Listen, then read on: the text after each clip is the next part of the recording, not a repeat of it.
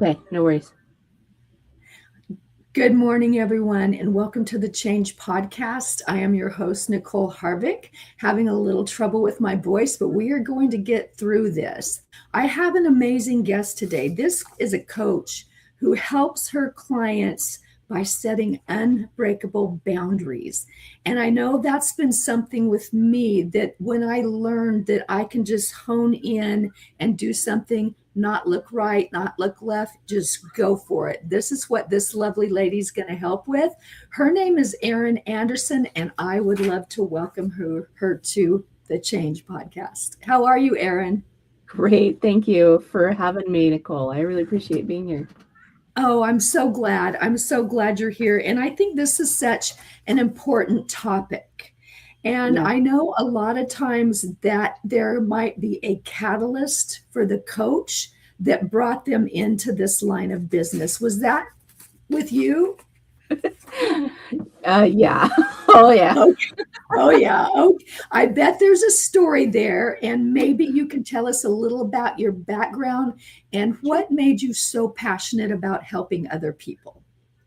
Yeah, absolutely. So, first thing, let me just say I'm Christian, right? I believe in God. I believe in Jesus Christ. I believe in the Holy Ghost. And luckily I do because Yay. yes, seriously, yay. Because when you have deep-seated trauma like I have had, you need to find your highest form of love. You've got to have a highest form of love, right? Because like, for me growing up, and also when I got into my marriage, there was a lot of trauma uh, from like past abuse in my like growing up years. And then my husband, bless his heart, had a pornography addiction, and the pain that caused was nothing insignificant. It was pretty bad. And if I'm going to be completely transparent and honest, it caused me to try to commit suicide about 3 times, right? Oh, Yeah. oh, that's Yeah. a tough So topic. Thank you for very, being so candid with that. yes. And it is a very tough topic, and it's a very tough uh mental state to be in, right? And But we always gauge things by looks, just looking mhm. at a person. And I bet that was something that was very easily masked, wasn't it? Because I look at Oh, you and I'm like, very.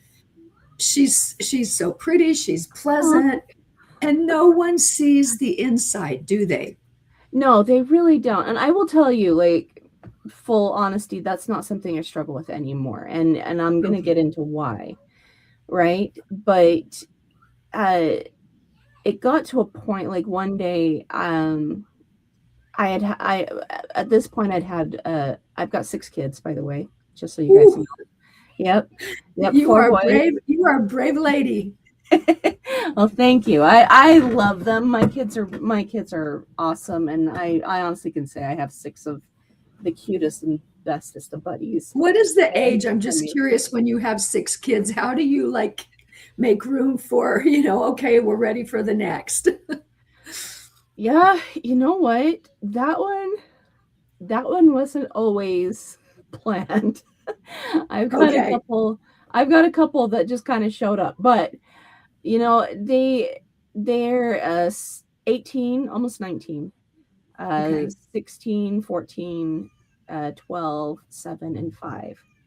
So, like I said, we've got a pretty good age range between them, and like I said, I've got my 4 boys, and I got 2 little girls there at the end, and they are my world, they're my everything, and they absolutely deserve to have a mom who's in a good mental state. You know, I agree with that. And I know yeah, dads are very, very, very important, but hmm, like your two girls are the youngest, they I think kids watch everything we do and emulate at times. absolutely. So I think we have to be very careful with our mental health because I remember sometimes I would be depressed or something. It affected the family, didn't it? Oh, it absolutely does. It absolutely does. And see, my 3 oldest, my 18, almost 19, 16, and 14-year-old, they were all really young when I was dealing with all this mental health issue. But to be honest, like I was feeling the desire, like I wanted to take my life again. And but the idea of leaving my kids by themselves without me was more heart-wrenching, right? And so I was getting really, really mad. I was like, why'd you put me here, God? Like, what's the point? Right? And I literally, I'm not even joking, yelled and cursed at him for 2 hours straight one night. And I've been raised Christian. I did everything you're told not to do in a conversation with God, right? And I told him that I thought he was pointless and worthless and like he was a joke, because I truly believed that um he put me on this planet just to be a joke for people, right? Oh, And it was a really horrible, horrible thing to go through.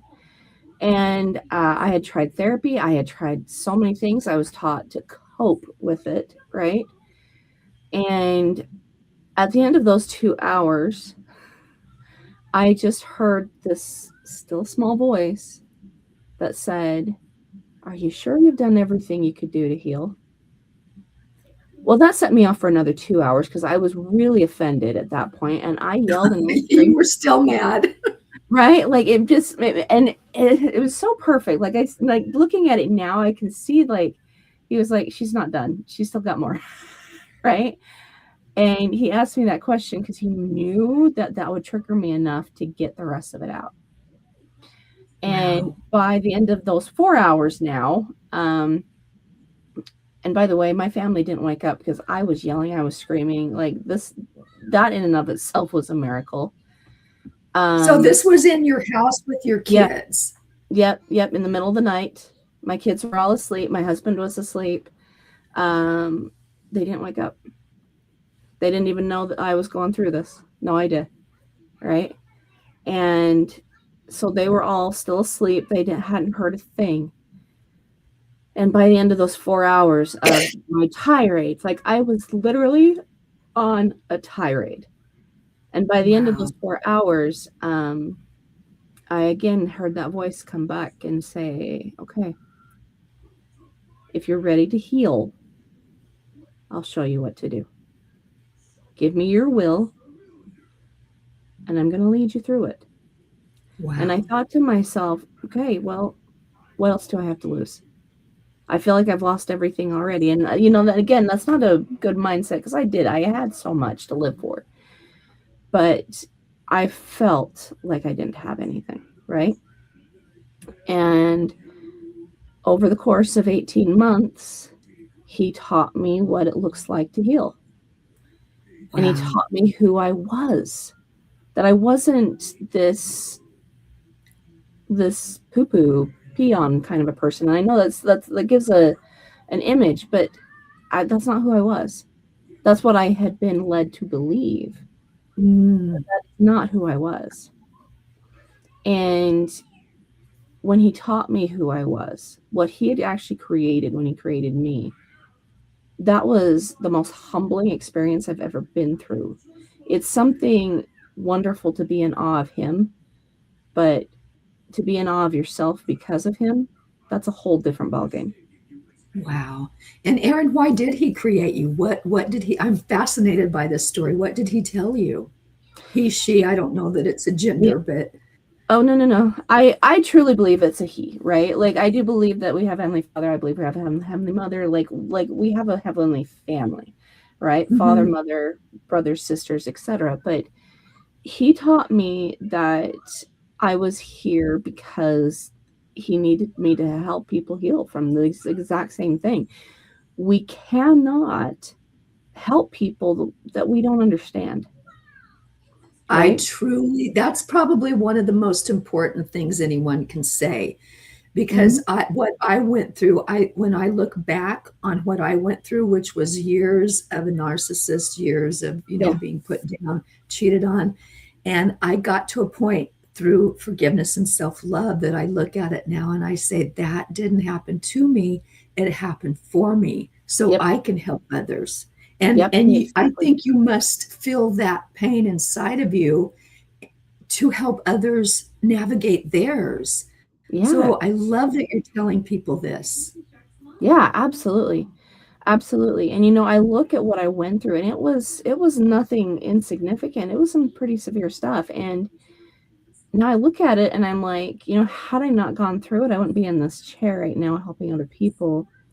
Because like I started off coaching women through trauma, right? And I noticed that entrepreneurs were having a very similar struggle sometimes, that these women were whose husbands were dealing with pornography addiction, narcissistic abuse, etc. Like I was helping them heal trauma. But then when I saw what entrepreneurs were going through, I also included them into my mix because technically, if we're going to get really technical, stay-at-home moms are entrepreneurs themselves.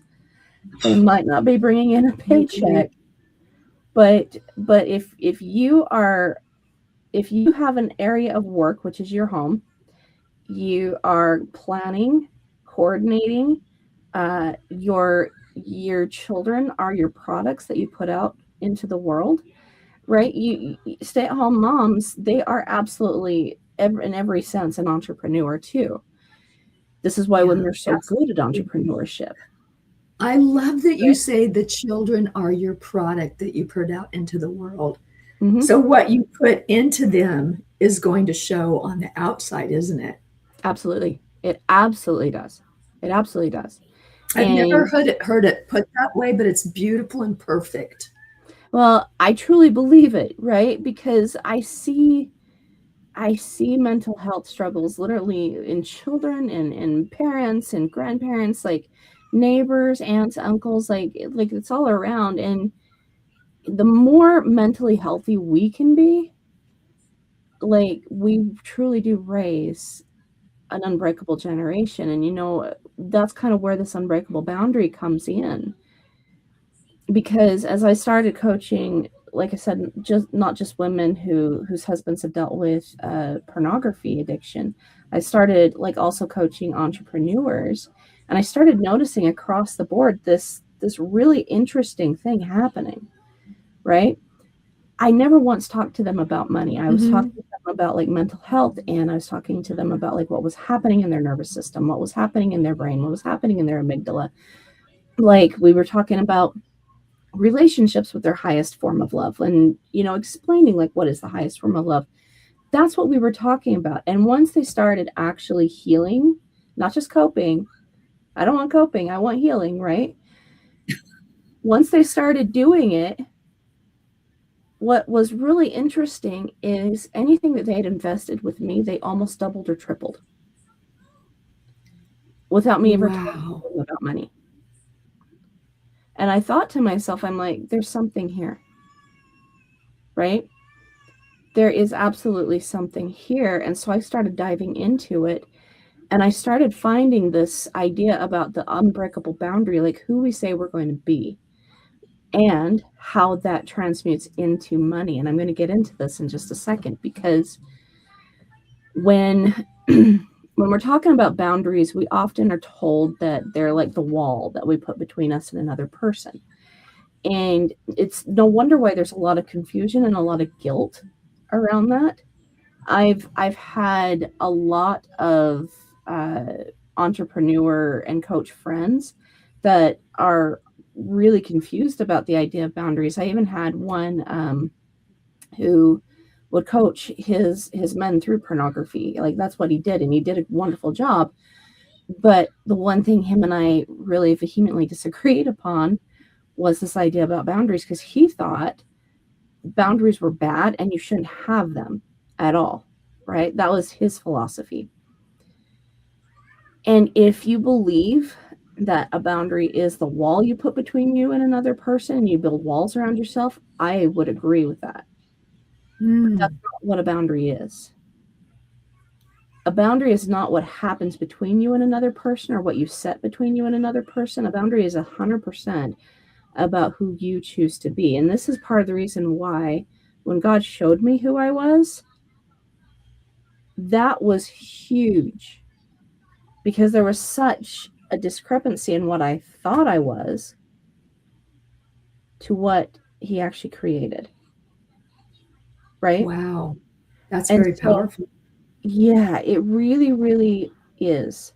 It really is. And here's the thing, there's so many, okay, going back to Christian theology here.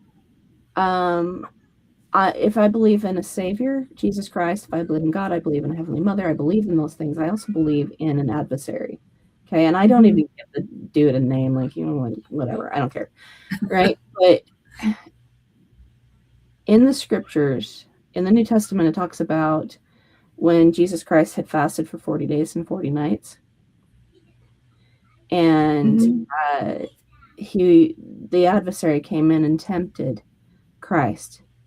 And it's very interesting. If you listen to the language, you're going to notice what he does. And this is what I call the prove it problem.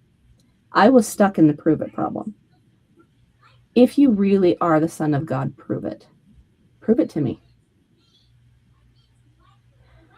I was stuck in that mentality. I had to Uh-huh. prove to everyone that I was worth something. I had to prove my worth. I had to prove my worth. I had to prove my worth. I had to prove my worth, etc. Because I believe in Jesus Christ, I hadn't ever considered or connected the dots that he already proved my worth. He already did. Right? Yeah. But but if Christian theology is not your thing, then let me just say what is out there that is your highest form of love, the kind that knows every hair on your head, the kind that knows how many eyelashes you have, that knows how many skin cells you've shed just a few minutes ago when you scratched your hand, right? The kind that grows a banana in Ecuador and sends it to your grocery store, so filled with nutrition for your body, so you can pick it up and eat it at the right moment that your body needs it. Like, that's what I'm talking about when I talk about the highest form of love. If you think about love that way, well, then love has already proven you too, Yes. right? It's already proven to you that there's something out there that loves you so divinely that why on earth are we trying to prove it to other people when it's already been proven that we're worth something? So now do you only work with Christians, or you work with anybody that you can help? Most of my clients are Christians, but I Okay. do have a few that come through and are non-denominational or non-Christian, right? But that's why I say I have to ask them, like, what is your highest form of love? Because when you're connected to trauma, that's such a low vibration. Yes. You've I've got been to, there. yes, you've got to connect into what love is. Mary Morrissey talks about, like, when we connect to love and above, that's where manifestation happens. When we say that we actually, what we want, if we're stuck in trauma, we're not going to get it. We're going to get more trauma, unfortunately, Right. Right. right? You agree But with that 100%. yeah, yeah, exactly. But when we get into that love and above energy, and we connect to that, and we connect, that's literally connecting to the laws of the universe and the way the universe works. And so when we connect into those things, that's when we're able to start manifesting what it is we say we want. Things like my husband healing from a pornography addiction. The man had it for 25 years, Wow. That's pretty right? ingrained at 25 years. Yes, massively ingrained. But guess what? Starting to tell him, like teaching him about the things that I was learning through God and through Christ. And, this idea about the unbreakable boundary, like, who are you going to be? Who do you decide to be no matter what someone else tells you? Like, your opinion of yourself matters more than anyone else's. And the reason being is because you're the one person you cannot ever separate from. Going back to suicide, right? Ooh. Like, even in that moment, I might have separated from my body, but I still would have been with myself. I still would have had Mhm. to have dealt with it and dealt with the mentality. I thought it was a freedom, but it wasn't. It wasn't. It was a lie I had believed, because if I had continued to believe what I did, I wouldn't be helping the people I do, right? Wow. And like I said, I do. I believe in an adversary. Yes. And I think he knew what I was going to do. And so what he does is he tries to lie to us, or he gets us to believe a lie. So that way we never stand up and be what we're meant to be. And so when we start realizing, like, this is what we're going to do, this is who we're going to be, no matter what, that's when we start building the unbreakable boundary. That's when we start living in love. And we literally are able to manifest whatever we say we want. And this is why my clients were doing it.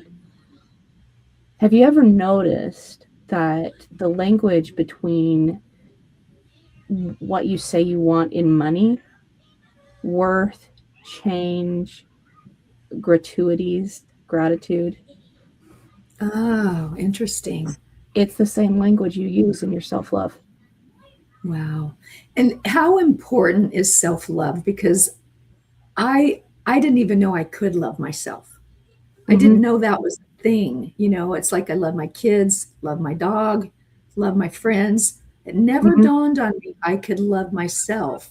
Do you find a lot of people out there that have that same ideology? Yeah, I've actually heard that more than once. Like, whoa, hold on a second. I can give myself love.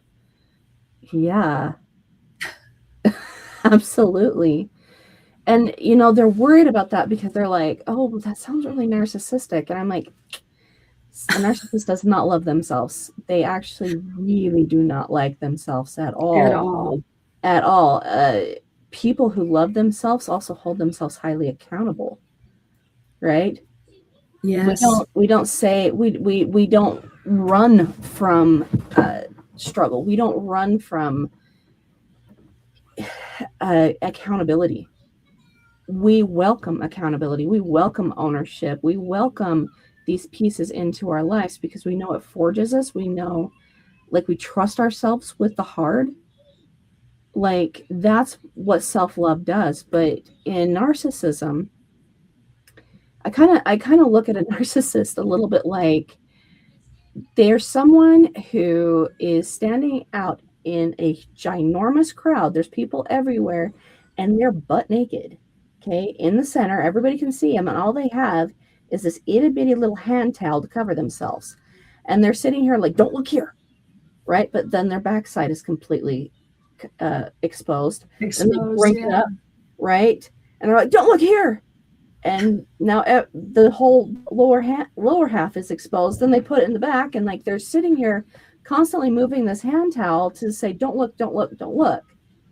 And but there's still plenty to see. Yeah, plenty Right? to see. Absolutely. That's kind of Absolutely. that's kind of what it's like being a narcissist from like what I've seen, because I've coached a lot of people through narcissistic relationships and have dealt with it myself, right? With someone who loves themselves deeply, if they were in that situation where all they had been given was a hand towel and they were butt naked in a crowd, they'd be like, "Well, guys, What next? sorry, sorry, I didn't. I know you're probably gonna want to go home, maybe dig your eyeballs out. I am so sorry about that. I'm gonna go get dressed, deal with the absolute humiliation that I feel at the moment, but I'm still gonna be me." Yeah, that's beautiful. Now, I want to know if you experience this as well once you learn to love yourself. You love others differently. Absolutely. You don't, you lose judgment. You just look at them for who they are, and there's no judgment, and I take nothing personally. is what I learned. That's about them, not me. But it really enhanced my ability to love on a much deeper level. Did you find that as well?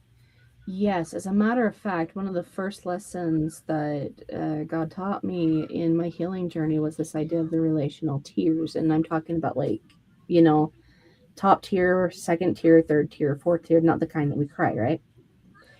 But it was the first thing he taught me was I was asleep and I was walking through this garden and absolutely in awe because it was like gorgeous beyond anything I'd ever seen. I was walking along this golden path, but it was really interesting because it was almost like the golden path was kind of transparent too, and you could see Hmm. water flowing underneath it and going to all pieces of the garden.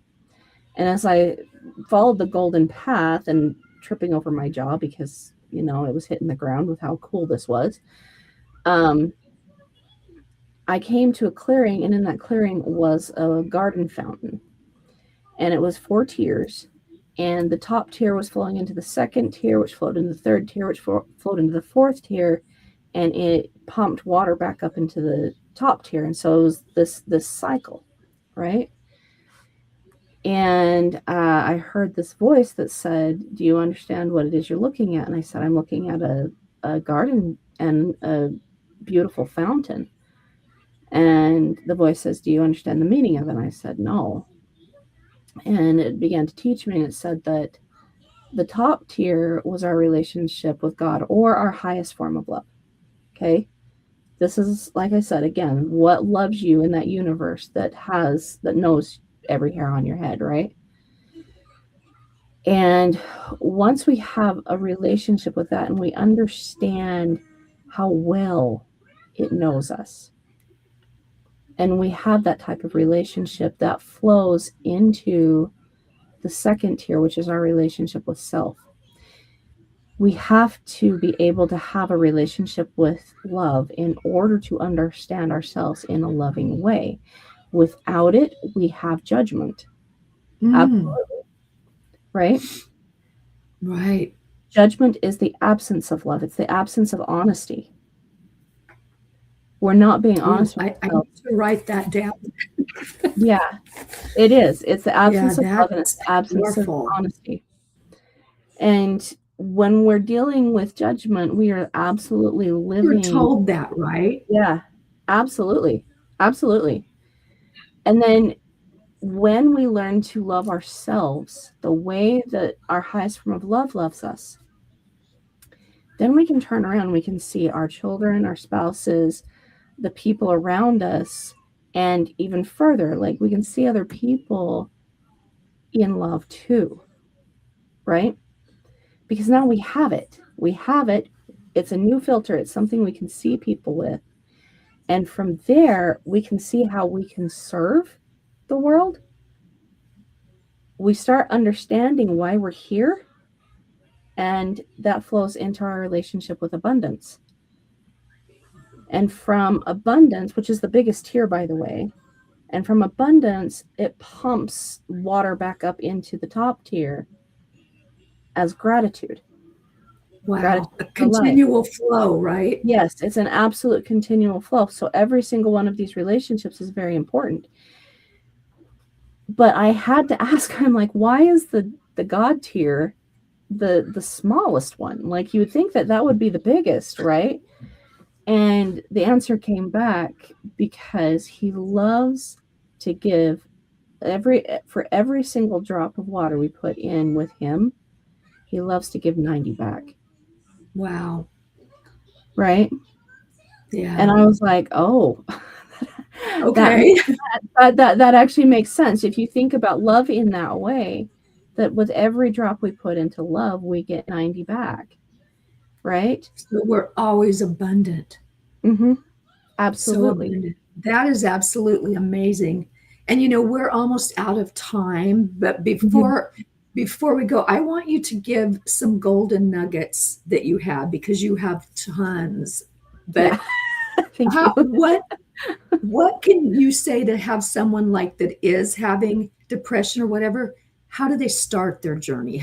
I mean, I do have I put all your links in there so someone could find you. But what Yeah. do they need to look for inside to make them realize I need help?